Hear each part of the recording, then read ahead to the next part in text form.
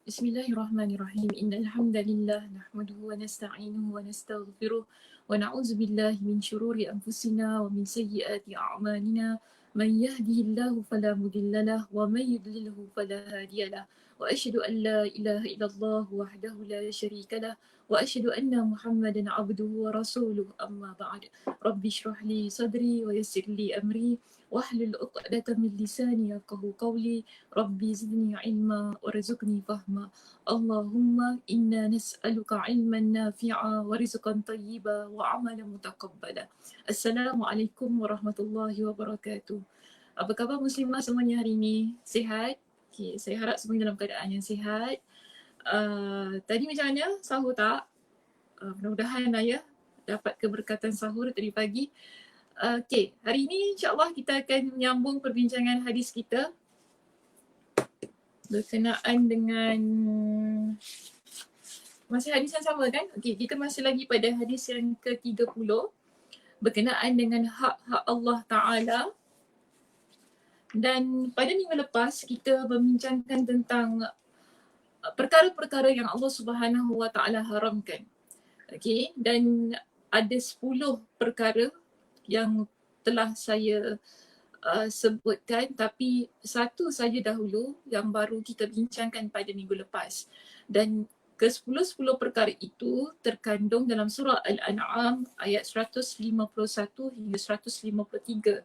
Jadi boleh rujuk ya tentang hal itu pada muka surat 280.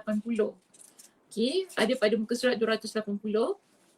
Dan penting untuk saya ingatkan bahawasanya kita masih lagi membincangkan tentang hadis yang ke-30 dan pada hari ini kita akan masuk kepada perbincangan perkara-perkara yang Allah haramkan. Maknanya sambungan bagi perbincangan minggu lepas. Baik, dalam surah Al-An'am ayat 151 hingga 153, Allah Subhanahu Wa Ta'ala berfirman. Di sini kalau boleh saya ulang kembali apa yang telah disebutkan oleh Allah Subhanahu Wa Ta'ala dalam surah tersebut. Iaitu Allah Subhanahu Wa Ta'ala berfirman, Qul ta'alau atlu ma harrama rabbukum alaikum alla tusyriku bihi syai'a. Ini pada ayat 151 ya, surah Al-An'am. Itu pada muka surat 280. Sekali lagi ya, 280. Jangan lost ya kat situ. Baik.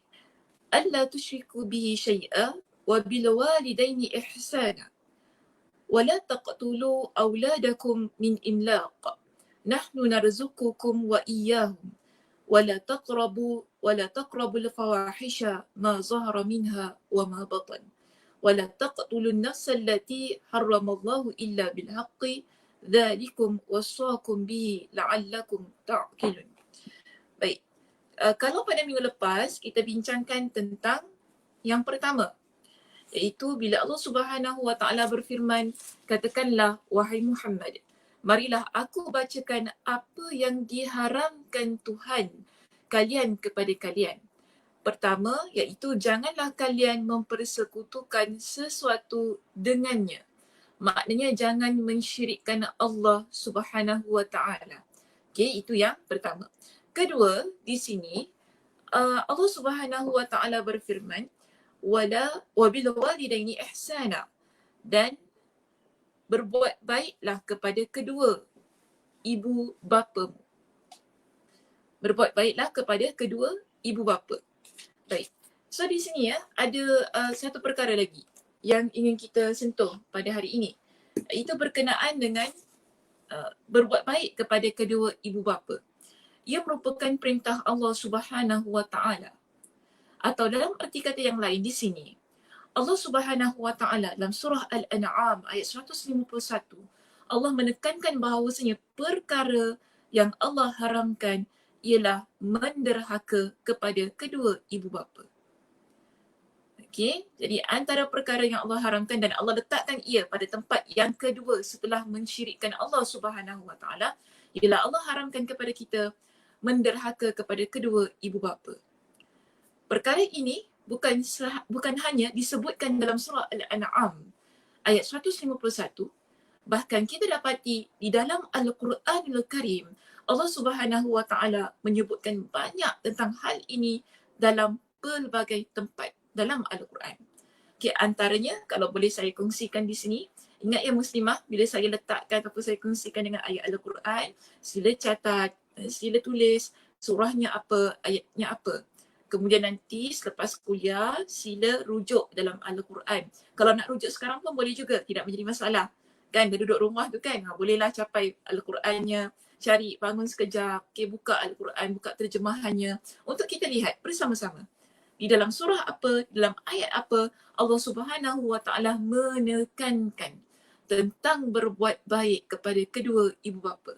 Yang mana kalau kita rujuk dalam surah Al-An'am, orang yang tidak berbuat baik kepada kedua ibu bapanya dikategorikan sebagai orang yang melakukan perkara yang Allah haramkan. Okey? Baik. So, di sana ada surah yang lain, iaitu antaranya ingin saya kongsikan di sini ialah surah Al-Ahqaf pada ayat yang ke-15. Okey, surah Al-Ahqaf ayat yang ke-15. Yang mana Allah Subhanahu Wa Taala berfirman, "Wa wasainal insana biwalidayhi ihsana." Dan kami wasiatkan kepada manusia agar dengan kedua ibu bapa mereka melakukan kebaikan, iaitu mereka berbuat baik. Agar dengan kedua ibu bapa mereka berbuat baik. Itu dalam surah Al-Ahqaf ayat yang ke-15. Perkara yang sama juga Allah Subhanahu Wa Taala pesan kepada kita, iaitu ada disebutkan dalam surah An-Nisa pada ayat yang ke-36. Ya, surah An-Nisa ayat 36. Yang mana Allah Subhanahu Wa Taala menyebutkan, "Wa'budullaha wa la tusyriku bihi syai'a wa bil walidaini ihsana." Wa'budullaha wa la tusyriku bihi syai'a wa bil walidaini ihsana. Surah An-Nisa ayat 36. Yang mana Allah Subhanahu Wa Taala berfirman, dan hendaklah kalian menyembah Allah dan jangan mensyirikkan Allah dengan sesuatu apapun. Kemudian Allah kata wa bil walidaini ihsana. Dan dengan kedua ibu bapa kalian hendaklah berbuat baik, berlaku baik. Jadi di sini ya, muslimah, kita ada 3 ayat. 3 ayat Al-Quran yang menguatkan tentang perintah ini. Supaya kita sebagai seorang yang beriman kepada Allah tidak menderhaka kepada kedua ibu bapa kita. Bahkan Allah Subhanahu Wa Taala memerintahkan kepada kita agar apa? Berbuat baik kepada kedua-duanya. Pertama, sekali lagi ingin saya ulang ayat yang telah kita baca. Pertama ialah surah Al-An'am ayat 151 yang ada dalam kitab kita. Okey, yang tertera dalam buku kita, iaitu pada muka surat 280. Kemudian saya bawakan 2 lagi ayat sebagai menguatkan perbincangan kita ataupun arahan perintah Allah Subhanahu Wa Taala agar berbuat baik kepada kedua ibu bapa, iaitu pada surah Al-Ahqaf ayat yang ke-15 dan ketiga ialah pada surah An-Nisa ayat 36. Okey, so kita ni ada 3 ayat Al-Quran yang menegaskan tentang berbuat baik kepada kedua ibu bapa. Dan kalau kita ingin rujuk dalam hadis Nabi SAW, ada sebuah hadis yang diriwayatkan oleh Imam Al-Bukhari ketika Nabi SAW ditanya oleh Ibn Mas'ud radhiyallahu an tentang sa'altu Rasulullah SAW ayyul amali afdal. Ketika Nabi SAW ditanya oleh Ibn Abbas, oleh Ibn Mas'ud radhiyallahu an tentang amalan apakah yang paling afdal, amalan apakah yang paling utama, maka di sini apa kata Nabi SAW? Yang pertama, as-salatu ala waqtiha. Nabi pesan ataupun Nabi jawab kepada Ibn Mas'ud itu tadi ketika dia bertanya tentang amalan apakah yang paling utama, pertama sekali Nabi sebut ialah solat pada waktunya. Okey, pertama sekali ya muslimah ingat apa yang Nabi sebutkan, solat pada waktunya. Bila ditanya tentang amalan apakah yang paling afdal, amalan apakah yang paling baik, Maka di sini Nabi SAW menjawab pertama ialah solat pada waktunya. Kedua, Nabi sebutkan summa ai. Jadi Abdullah ibn Mas'ud tanya lagi kepada Nabi, setelah kita solat pada waktunya, amalan yang seterusnya yang paling baik apa dia? Kemudian Nabi SAW menjawab birrul walidain, berbuat baik kepada kedua ibu bapa. Di sini ia dikategorikan sebagai antara amalan yang terbaik yang boleh kita lakukan. Lalu Abdullah ibn Mas'ud dia tanya lagi kepada Nabi, qultu summa ai. Kemudian aku pun berkata, kemudian apa? Jadi Nabi kata apa? Al-jihadu fi sabilillah. Itu jihad di jalan Allah. Tentang jihad ini kita dah pernah discuss kan Muslimah? Pada hadis yang keberapa kita dah bincangkan? Masih ingat lagi? Kita bincang tentang apa? Tentang jihad.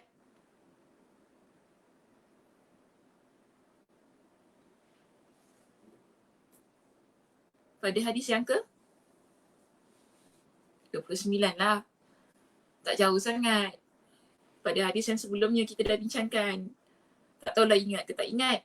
Tapi hari ni saya tak nak ulang lah apa yang dah kita bincangkan. Nanti masuk lagi FB ataupun YouTube Masjid Al-Muttaqin. Klik lagi pada kuliah kita yang lepas. Tak silap saya pada minggu yang ke 3 lah. 3 ke keempat lagi tu. Kita ada bincangkan tentang jihad.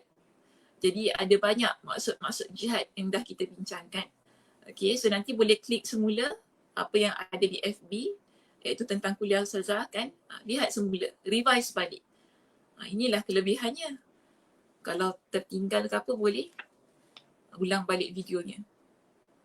Tapi jangan cari kesalahan pula. Okay, baik. So kita lihat iaitu tadi. Bila Allah Subhanahu Wa Taala dalam surah Al-An'am ayat 151, Allah Subhanahu Wa Taala menyebutkan tentang perkara kedua berkenaan dengan berbuat baik kepada kedua ibu bapa. Maksudnya situ dalam erti kata yang lain, kita dilarang. Makna haram kepada kita sebagai seorang anak untuk menderhaka kepada kedua ibu bapa kita.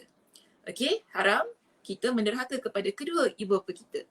Sebab itu kita lihat kenapa perkara berbuat baik kepada kedua ibu bapa ini adalah perkara yang begitu besar sekali. Kerana kita nampak di situ dalam banyak ayat Al-Quran, Allah Subhanahu Wa Taala akan letakkan ia pada tempat yang kedua. Setelah apa?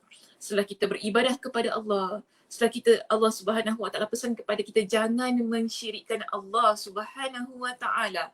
Kedua, Allah selalunya akan letakkan tentang jangan menderhaka kepada kedua ibu bapa ataupun berbuat baiklah kepada kedua ibu bapa.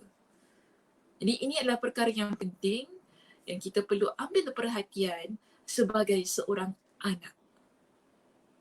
Bila kita ada ibu bapa kita, apa yang telah kita lakukan ke atas kedua ibu bapa kita ataupun apa yang bila kita dah dewasa ni sekarang ya Muslimah, kita dah besar, kita mungkin ada antara kita yang sudah berkeluarga, ada antara kita yang sudah tinggal sendiri, tidak lagi hidup dengan ibu bapanya, tidak lagi duduk bersama dengan kedua ibu bapanya. Apa sumbangan yang telah kita lakukan? Apa khidmat kita? Bagi saya itulah perkataan yang paling cantik sekali. Apa khidmat kita yang telah kita lakukan untuk kedua ibu bapa kita? Kalau kita sudah bernikah, ya kita lagi-lagi sebagai seorang muslimah ya, kadang-kadang kita ni dah bernikah, kita sibuk dengan suami kita sibuk dengan rumah tangga kita, dengan anak-anak kita kan, sampai kita tak ada masa untuk kedua ibu bapa kita. Jadi ini perkara yang perlu kita muhasabahkan bersama. Jangan kita rasa ibu bapa ini adalah beban untuk diri kita. Ada khidmatnya. Sebab kita macam ni lah, kalau kita rasa ibu bapa ni beban untuk hidup kita, cuba kita hashtag throwback. Senang kan? Sekarang orang pakai perkataan-perkataan throwback ni. Bahasa-bahasa Instagram kita kan. Cuba kita, takut ada acik-acik tak faham pula throwback tu benda lah, susah ni throwback. Tak ni cik macam ni. Cuba kita kenangkan. Kenangkan. Ini bahasa makcik-makcik. Cuba kita kenangkan ataupun cuba kita fikirkan kembali. Ketika kita masih kecil, ketika kita masih lagi berada dalam tanggungan kedua ibu bapa kita. So di situ, kalau kita sebagai seorang anak, kita fikirkan kebaikan-kebaikan yang telah ibu bapa kita sumbangkan kepada kita. Yang telah kedua ibu bapa kita berikan kepada kita. Maka seharusnya pada hari ini, kita tidak menjadi orang yang sombong terhadap apa yang telah diberikan oleh ibu bapa kita kepada kita. Kerana apa? Antara perkara yang terbesar yang telah diberikan oleh kedua ibu bapa kita ialah melalui kedua-duanya kita hidup. Kita ada di atas muka bumi ini melalui kedua-duanya. Kalau tidak ada ibu kita, tidak ada ayah kita, kita tak lahir. Dan kita tidak lahir di dunia ini. Tak mungkin. Tak mungkin kita terus-terus ada. Tak boleh sedemikian. Maknanya itu kita panggil sebagai sesuatu jasa kedua ibu bapa kita ataupun ibu kita yang telah melahirkan kita di atas muka bumi ini. Jadi bila kita dah sekarang ni kan, kita dah menjadi seorang independen lah kata, seorang yang independen apa, berdikari di atas kaki kita sendiri. Yang mana kedua ibu bapa kita ni dah tak menanggung kita. Kita sudah bekerja, kita sudah berada pada satu kehidupan yang sendiri kan, kehidupan yang lebih berdikari. Adakah kita perlu membiarkan kedua ibu bapa kita pandai-pandailah diorang ustazah nak hidup ke, nak makan ke, nak minum ke, apa kan, nak pergi pasar ke apa, pandai-pandailah diorang. Saya dah sibuk dah dengan keluarga saya, tak payah saya sibuk dengan diorang. Jangan kita cakap sedemikian ya muslimah. Kita tak boleh kata sedemikian. Masih lagi ada tanggungjawab kita selama mana kedua ibu bapa kita masih lagi hidup. Masih lagi ada tanggungjawabnya untuk kita perhatikan, untuk kita berlaku baik kepada mereka. Sekarang ni musim circuit breaker ni kan. Maknanya kita memang tak boleh pergi ke rumah kedua ibu bapa kita. Okey, kita memang tak boleh pergi kepada kedua rumah ke rumah kedua ibu bapa kita.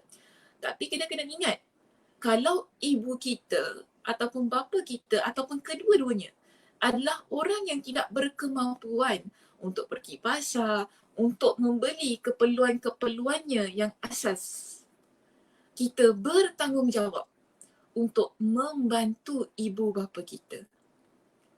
Tanya apa yang ibu bapa kita hendak, apa yang mak hendak, apa yang abah hendak. Tanya. Jangan kita biarkan ya. Saya sekarang ni mana boleh pergi rumah diorang, Ustazah. Biarlah pandai-pandailah diorang. Saya pun takut saya kena penyakit. Tak bolehlah cakap sedemikian. Kita kena lihat juga bagaimana kemampuan kedua ibu bapa kita. Tak boleh biarkan. Saya tak menafikan ya muslimah. Ada orang tua yang memang dia biarkan saja. Dibiarkan saja oleh anak-anaknya. Dibiarkan saja. Tak ambil kisah, makan ke tak makan, maknya pergi pasar ke tak pergi pasar ke, kan? Jadi saya rayulah kepada anak-anak ni. Kalau dengarlah apa yang saya sebut hari ni, kan? Mungkin bolehlah jadi, sekarang ni pun bulan Ramadan ya. Mungkin bolehlah jadikan ini sebagai titik permulaan untuk kita fikir apa yang mak kita makan di rumah tu. Kalaulah selama ini kita ni jadi anak yang membiarkan kedua ibu bapa kita. Cuba kita ni jadi anak yang berfikir, yang jangan mementingkan diri sendiri. Fikir tentang apa yang ibu saya sedang makan ataupun apa yang nanti masa berbuka puasa mak saya makan. Kan? Jangan, okeylah kita saya tak masak, tak apa. Kita tak masak tak apa. Order lah. Tak apa, order je makanan untuk mak ayah kita. Tak jadi masalah sekarang muslimah. Sebagai bukti, kita ni adalah anak yang berlaku baik kepada kedua ibu bapa kita. Yang tidak menderhaka kepada kedua ibu bapa kita. Okey, sebab apa kita kena ingat ya muslimah di sini? Dalam surah Al-Isra ayat 28 hingga ke 24. Saya nak bawakan surah yang lain. Okay, daripada untuk ayat yang lain di sini ialah dalam surah Al-Isra pada ayat yang ke-24, ke-23. Maaf, 23 hingga 24, ya. Allah Subhanahu wa taala berfirman, "Wa qada rabbuka alla ta'budu illa iyyahu wa bil walidaini ihsana." Dalam ayat ini Allah Subhanahu wa taala pesan kepada kita agar tidak menyembah Allah melainkan Allah. Okey? Agar senang, nanti tak confuse pula. Agar kita ini menyembah hanya Allah. Sekali lagi ya perintahnya, kita menyembah hanya Allah. Dan juga Allah tekankan di sini, wa bil walidaini ihsana. Dan kepada kedua ibu bapa hendaklah berlaku baik. Kemudian Allah describe, itu Allah jelaskan dengan lebih lanjut dalam ayat ini bagaimana keadaan kita untuk berlaku baik kepada kedua ibu bapa kita. Iaitu apa kata Allah?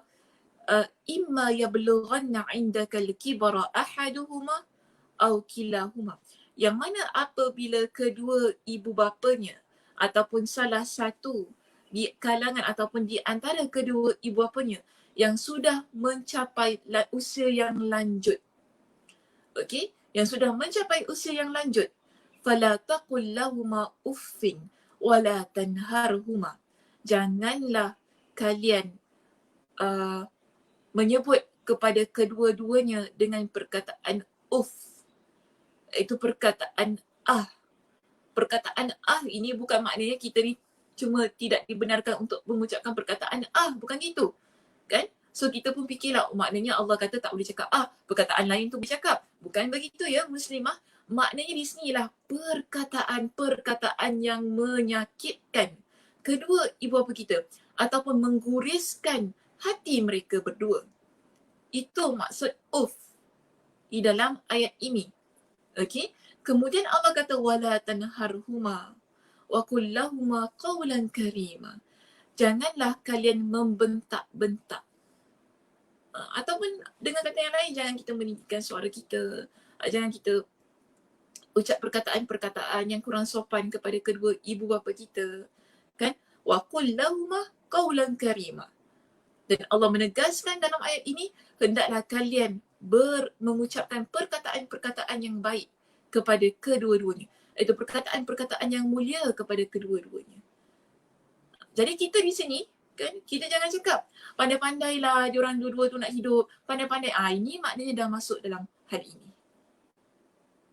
Kita tak boleh ucapkan perkataan-perkataan yang begitu kepada kedua ibu bapa kita.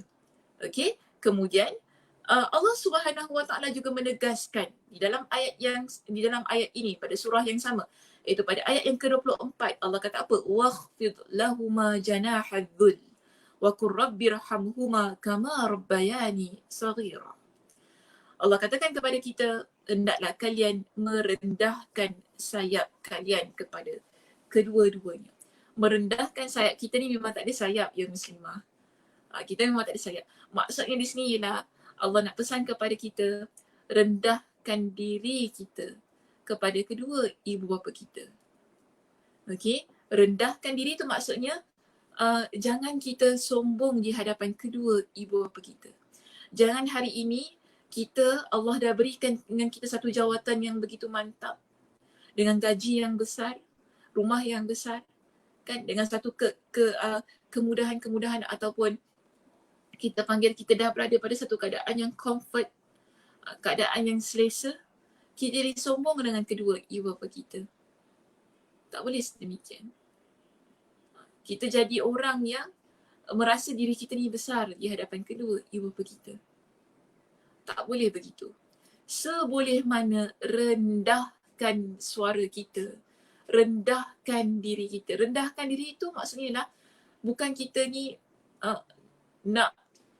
nak kata diri kita ni hina kat depan kedua ibu bapa kita, bukan gitu.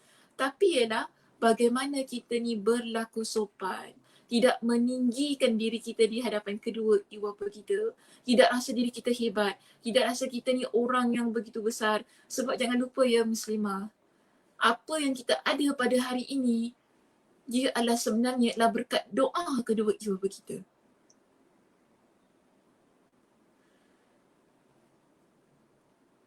Kita ada, mungkin kita sekarang kan, kita ada keluarga yang bahagia. Okay, kita ada suami yang baik lah. Kita ada anak-anak yang Masya Allah. Suami kita mungkin suami kita yang kaya dan sebagainya. Suami yang bagus lah, mantap ekonomi dan sebagainya. Jangan lupa, apa yang kita ada, ia kemungkinan adalah berkat doa kedua ibu bapa kita. Mak ayah kita, mereka ni kalau doakan kita, dia tak cakap pada kita. Kan? Mak ayah kita tak boleh cakap, tadi aku doakan kau lah, tadi aku tu. Tak ada, mak ayah kita tak cakap begitu kepada kita. Tapi mak ayah kita selalunya adalah orang yang betul-betul ikhlas mendoakan anak-anak.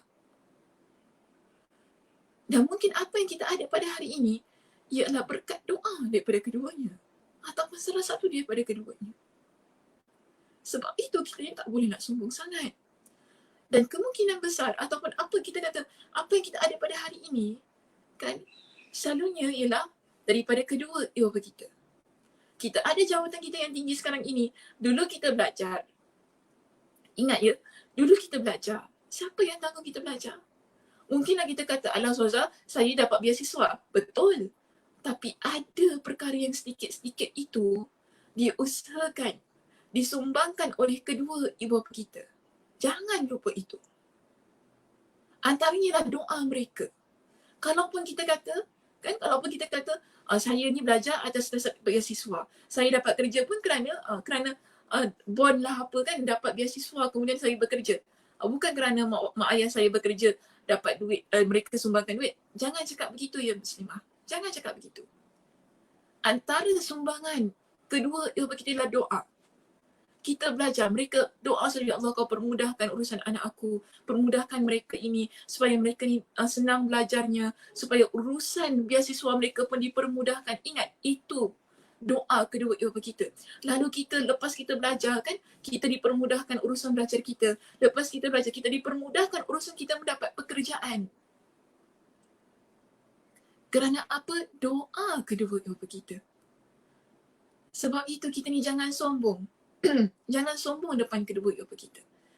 Jangan rasa alahai. Jangan rasa jijik, jangan rasa geli, jangan rasa mak ayah kita ni outdated. Kan kadang-kadang ada anak begitu. Kita rasa mak ayah kita ni menyusahkan sangat. Tak faham, kita cakap ini mak tak faham, cakap itu mak tak faham. Dah orang tua, kita pada zaman yang berbeza. Betul tak? Kita ada pada satu zaman yang berbeza. Kita hari ini, dunia kita adalah dunia IG dan FB.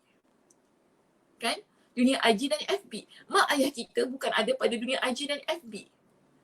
Kalau mak ayah kita antara bentuk kesombongannya ada pada kita pada hari ini lah, kita pelekehkan mak ayah kita. Contoh saya kata, mungkin ada mak ayah kita yang tak reti nak buka FB. Kan? Mungkin mak kita lah, dia rindu sangat nak tengok Ustazah Sakinah dekat FB tu. Sebab tak dapat dah nak pergi kuliah Ustazah Sakinah. Bantu mak ayah kita untuk buka satu akaun untuk ajar mereka. Ajar mak ayah kita macam mana nak guna Zoom lah contohnya. Jangan kita marah-marah. Kadang-kadang mak ayah kita, mungkin kan mak ayah kita, dia sedih tau sebenarnya. Bila nak buka Facebook, nak tengok kuliah agama, tak boleh.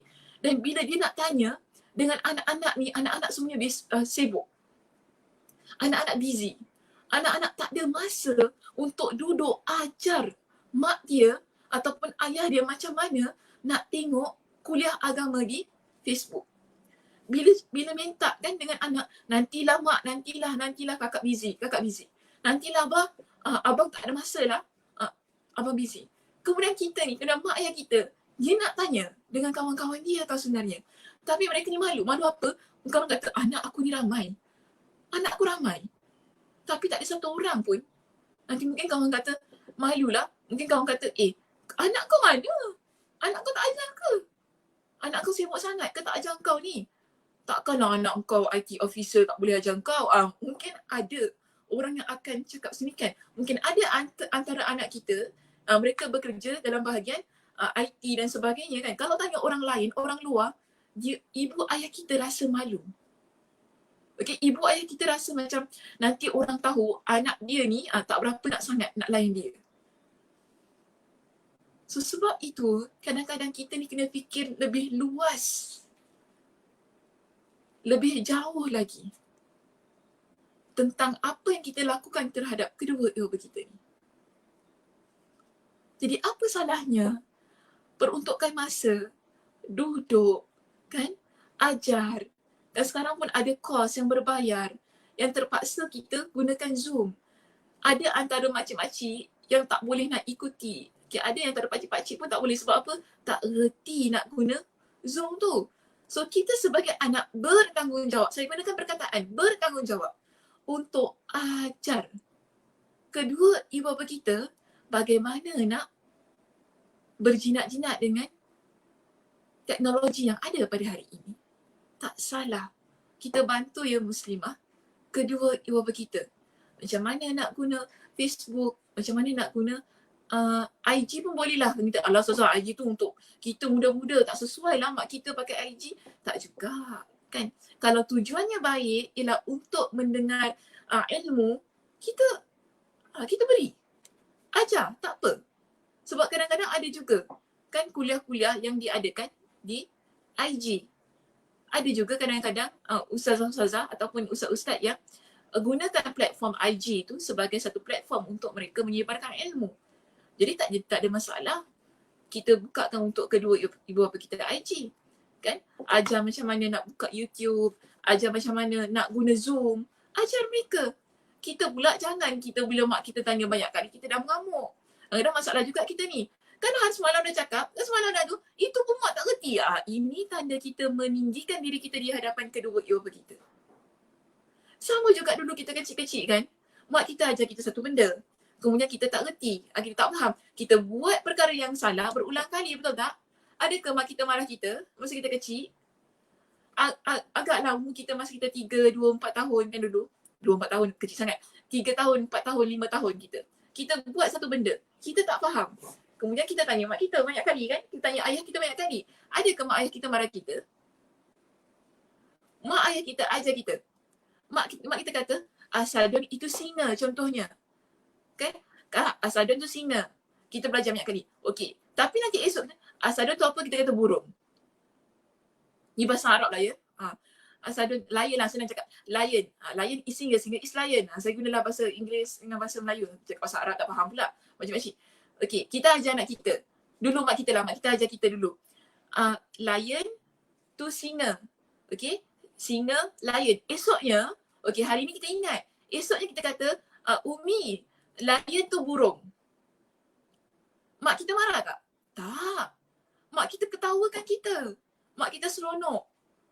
Kan? Sebab mak kita tahu kita budak lagi. Tak reti, tak faham. Situasi yang sama berlaku ketika ibu ayah kita sudah tua. Sudah menjadi warga senja. Mereka akan tanya kepada kita, mereka akan lupa banyak perkara banyak kali. Cuma situasinya dulu kita cute. Kan? Kita cute, kita alah Ustazah dulu kita cute. Mak kita nak marah pun tak jadi sebab kita cute. Tapi ni mak ayah kita nak bandingkan dengan mak ayah kita. Mak ayah kita sekarang dah tua. Inilah kita panggil sebagai ujian dan cabarannya untuk kita tidak menjadi anak yang menderhaka dan untuk kita terus menjadi anak yang berbuat baik kepada kedua ibu bapa kita. Sebab itu dalam Al-Quranul Karim, dalam hadis Nabi SAW, Nabi pesan kepada kita, buat baik kepada kedua ibu bapa kita. Buat baik apa? Kerana apa? Kerana kesabaran kita diuji. Kesabaran kita pada masa kedua ibu bapa kita yang tua tu tadi tanya banyak perkara. Mereka tu tak faham banyak perkara. Kita diuji pada part yang sedemikian, pada bahagian itu. Sebab itu Allah pesan kepada kita buat baik kepada kedua-duanya. Buat baik kepada kedua-duanya. Dan apa kata Nabi SAW? Dalam hadis yang diriwayatkan oleh Imam Ahmad, Nabi SAW menyebutkan bahawasanya, kan, siapa yang mana dia dapati kedua ibu bapanya masih lagi ada ketika dia hidup. Okey, ketika dia hidup, kedua ibu bapanya masih lagi hidup juga ataupun salah satu di antara keduanya. Kemudian ia tidak menyebabkan kedua-duanya itu masuk ke dalam syurga, yang menyebabkan summa dakhalan nar min ba'di zalik, tapi kemudian dia masuk neraka kerana kedua ibu bapanya. Fa'ad'adahu Allah wa askhaqahu. Allah akan jauh daripada kedua dan akan Allah hina kedua-duanya. Maaf, Allah akan hina kita. Allah akan hina kita yang mana kita ni bila ada kedua ibu bapa kita hidup, masih lagi hidup, tapi ia tidak menyebabkan kita masuk ke dalam syurga Allah, tetapi kerana kedua-duanya itu menyebabkan kita masuk ke dalam neraka Allah, Allah akan buatkan kita jadi orang yang hina. Kerana apa kita masuk dalam neraka Allah? Jadi ini adalah ancaman yang Allah berikan kepada orang yang tidak berbuat baik kepada kedua ibu bapanya. Bahkan dalam riwayat Al-Hakim dengan sanad yang sahih, Nabi SAW menyebutkan babani mu'ajjilani uqubatahuma fid dunya. Ada dua pintu ataupun ada dua perkara yang bila kita lakukan lalu Allah Subhanahu Wa Taala percepatkan azabnya. Okey, percepatkan azabnya. Satu, al-baghyu, iaitu kita buat kezaliman. Kedua ialah kita al-uquq, kita menderhaka kepada kedua ibu bapa kita. Maknanya di dunia lagi Allah dah tunjukkan azabnya. Allah percepatkan azabnya kepada kita. Bila kita buat dua perkara ini ya, muslimah kena ingat. Pertama, bila kita melakukan kezaliman. Kedua, bila kita menderhaka kepada kedua ibu bapa kita. Bagi saya, anak ni kalau dia menderhaka kepada kedua ibu bapanya, dia juga berlaku zalim kepada kedua ibu bapanya. Kan? Kita pernah dengarkan anak kadang-kadang minta suruh mak ayah jual rumah, contohnya kan. Tak apalah mak, nanti mak jual rumah, mak boleh tinggal dengan kakak. Kita cakap gitu kan. Tak apalah mak, nanti mak jual rumah, mak senang duduk dengan kakak, tak apa. Tapi ada anak-anak, maaf kalau benda ni sensitif saya sebut di sini, saya nak bagi contoh yang berlaku di Singapura. Bila mak dia dah jual rumah dia, mak dia tinggal dengan dia, apa dia buat? Dia letak mak dia di rumah, di rumah orang tua-tua. Sebab tak nak jaga. Itu cuma alasan-alasan yang dia buat supaya mak dia jual rumah dia. Ini kita panggil sebagai bentuk kezaliman yang dilakukan oleh seorang anak kepada ibu dia. Kezaliman yang dilakukan. Dan dalam masa yang sama dia menderhaka kepada kedua ibunya, kepada ibunya. Maknanya ada dua perkara yang telah dia buat di sini. Bukankah dosanya lebih dahsyat? Bukankah azab yang akan Allah timpakan kepada dia lebih dahsyat? Sebab itu ya muslimah, kita ni kena hati-hati. Hati-hati kita ni dengan kedua ibu kita. Kadang-kadang mak ayah kita memang tak cakap apa-apa. Jangan sampai kita terkena doa yang tak baik daripada kedua ibu kita. Okey?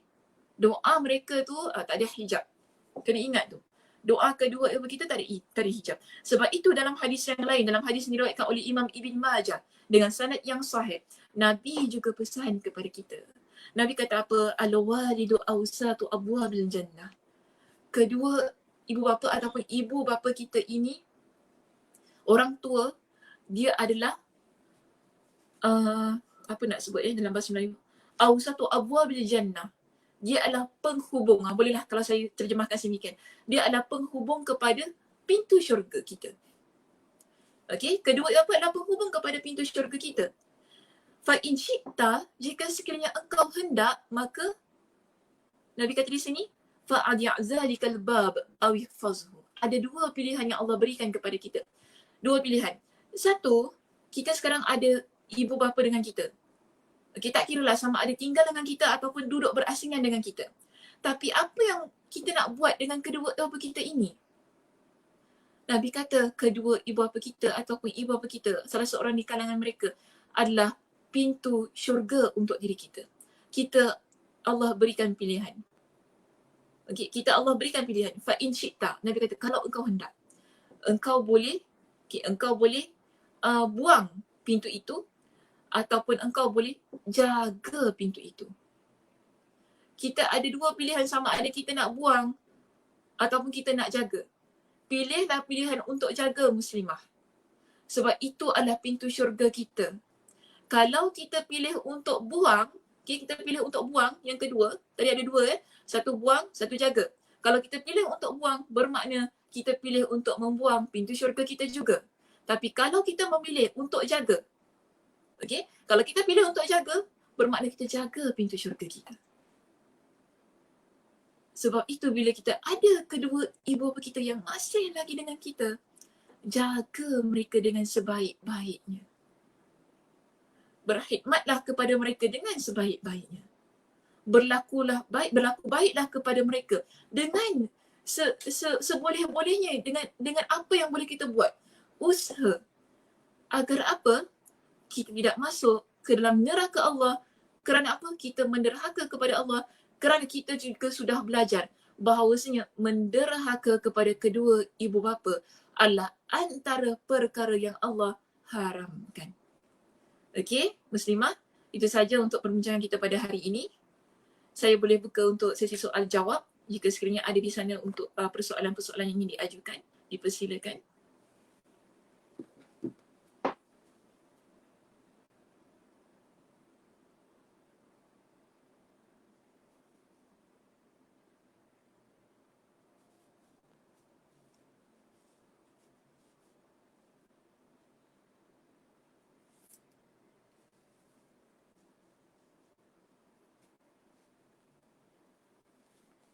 Kalau ada soalan, boleh diajukan kepada saya. Okay, saya boleh ambil 2 ataupun 3 soalan di situ.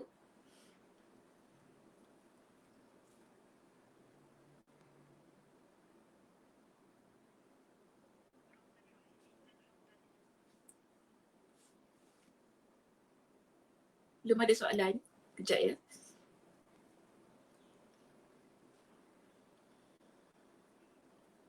Semua okey? Semua jelas?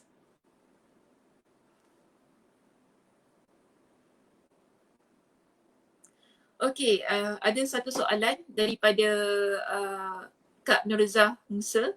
Ustazah, bagaimana nak berkhidmat kepada ibu bapa yang sudah meninggal? Okey, satu ialah kita terus-terusan mendoakan kepada kedua ibu bapa kita. Okay, ada amal-amal soleh yang boleh kita lakukan. Yang satu ialah antaranya ialah kita terus-terusan mendoakan kebaikan untuk kedua ibu bapa kita. Doakan supaya Allah Subhanahu Wa Taala mengampuni dosa-dosa mereka, meringankan siksaan azab api neraka pula, siksaan kubur untuk mereka. Doa tu tanpa henti, berterusan. Okey. Kalau kita boleh buat amal soleh kita yang lain, iaitu kita bersedekah, kita membaca Al-Quran, kita memperuntukkan ia untuk kedua ibu bapa kita. Itu boleh. Sebab begini ya kan, amal soleh, anak yang soleh ini, doa anak yang soleh ialah doa yang tidak terputus. Bila kita meninggal dunia, ada 3 perkara yang tidak terputus bagi diri kita. Satu ialah ilmu yang bermanfaat. Ini hadis Nabi ya. Okey, satu ialah ilmu yang bermanfaat. Kedua ialah sedekah jariah. Ketiga ialah doa anak yang soleh. Maksud doa anak yang soleh ni boleh juga kita ertikan dengan amal-amal soleh seorang anak yang soleh itu tadi. Boleh kita berikan. Dan yang ketiga, yang mungkin ramai yang kurang memberikan penekanan ni di sini ialah kita berbuat baik dengan orang-orang yang baik dulu dengan dia. Kan kalau ibu kita ada kawan-kawannya yang baik dengan ibu kita, kita menyambunglah silaturahim dengan mereka. Dan ahli keluarganya, kan, dengan pakcik-makcik kita, masih lagi kita berhubungan dengan mereka. Ini merupakan antara khidmat yang boleh kita perpanjangkan setelah kedua ibu bapa kita meninggal dunia. Okey. Ya, saya harap soalan ini jelas. Ya, Assalamualaikum warahmatullahi. Ada soalan yang lain?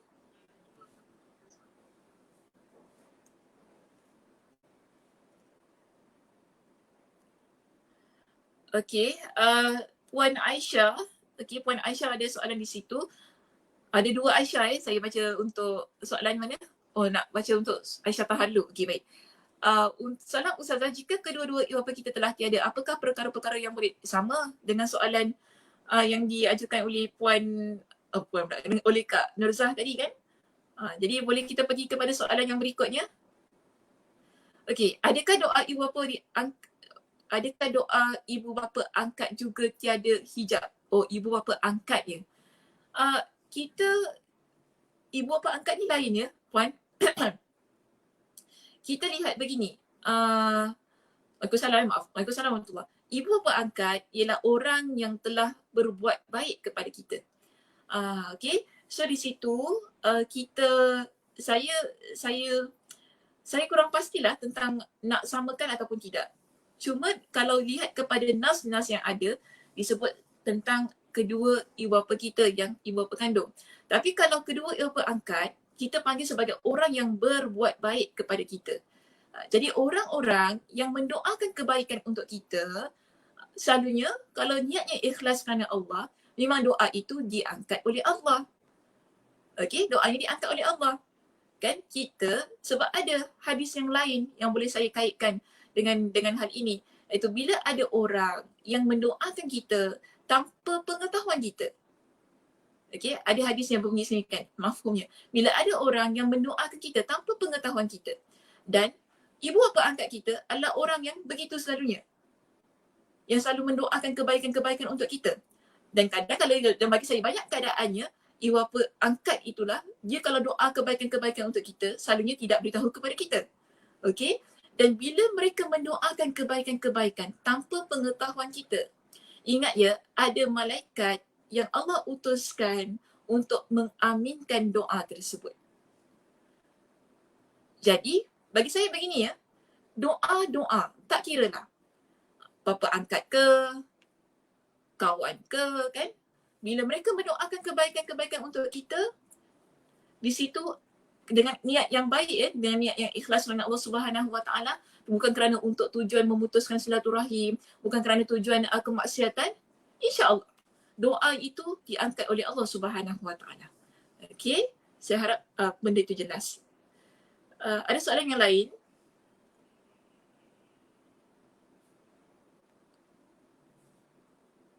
Mungkin kita boleh ambil lagi satu soalan lah.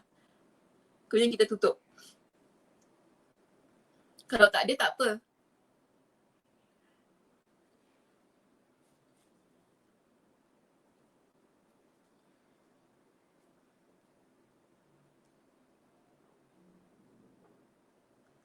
Okey, saya kira kita tidak ada lagi soalan yang ingin diajukan. Okey, insya-Allah kita akan bawa perbincangan ini kepada minggu hadapan. Mudah-mudahan apa yang dah kita bincangkan sedikit sebanyak berkenaan dengan perkara yang Allah haramkan dalam surah Al-An'am ayat 151 itu tadi, iaitu berkaitan dengan menderhaka kepada, berbuat baik kepada kedua ibu bapa kita, ataupun dengan kata lain menderhaka kepada Allah larang kita menderhaka kepada kedua ibu bapa kita, memberikan satu kesedaran dan juga boleh kita sama-sama, untuk diri saya juga ya muslimah. Okay, sebab saya pun tak perfect. Mungkin kita pun ada kesilapan-kesilapan, saya pun ada kesilapan-kesilapan kepada ibu saya, kepada kedua ibu bapa saya kan. Tapi selama mana kita Allah berikan usia, Allah berikan kita dengan nyawa, dan ibu bapa kita Allah berikan usia juga. Maknanya di situ peluangnya perlu kita rebut. Sebab kita semua ada melakukan kesilapan. Kena ingat ya, kita semua ada melakukan kesilapan. Tapi yang terbaik antara kita bila kita melakukan kesilapan, bila kita sentiasa ingin mengubah diri kita ke arah yang lebih baik. Dan kalau kita ini adalah anak yang pernah melakukan kesilapan kepada kedua ibu bapa kita, ataupun salah seorang ataupun salah seorang daripada kedua ibu bapa kita itu tadi, maka di sinilah titik permulaannya untuk kita sama-sama memperbaiki keadaan ke arah yang lebih baik. Okey muslimah, itu sahaja perbincangan kita pada hari ini. InsyaAllah kita bertemu pada minggu hadapan. Saya tutupi dengan tasbih kafarah. Subhanakallahumma wa bihamdika asyhadu an la ilaha illa anta astaghfiruka wa atubu ilaik. Assalamualaikum warahmatullahi wabarakatuh.